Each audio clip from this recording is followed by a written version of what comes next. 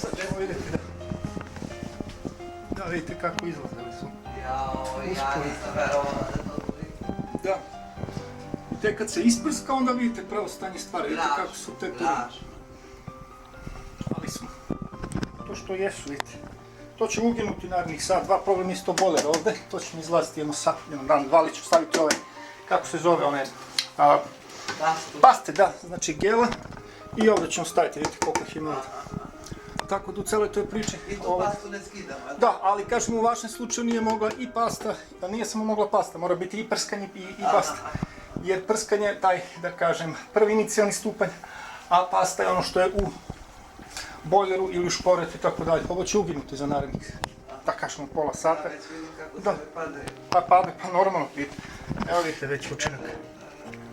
S druge strane sve je bezopasno, vidite da ne smrdi toliko koliko ljudi misle da smrdi. Evo pogledajte kako ste tetura.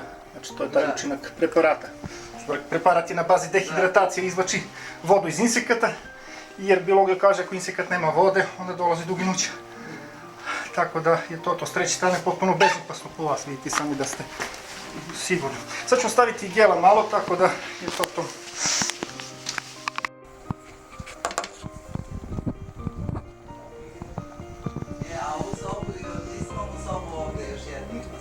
Pa, sad ćemo vidjeti. Mislim da sam radio 2 sobe, sad ću to treći, to je najmanji problem. Ovo smo završili, ovdje je gela.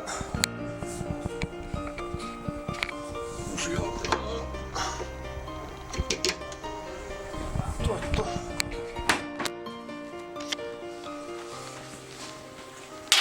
Ugasit ćemo svetlo sada. Znači, pojenta je ugasiti svetlo. Dam se gasi svetlo ovdje, tako? Ne, svetlo ovdje, Jedno sat vremena ne koristim.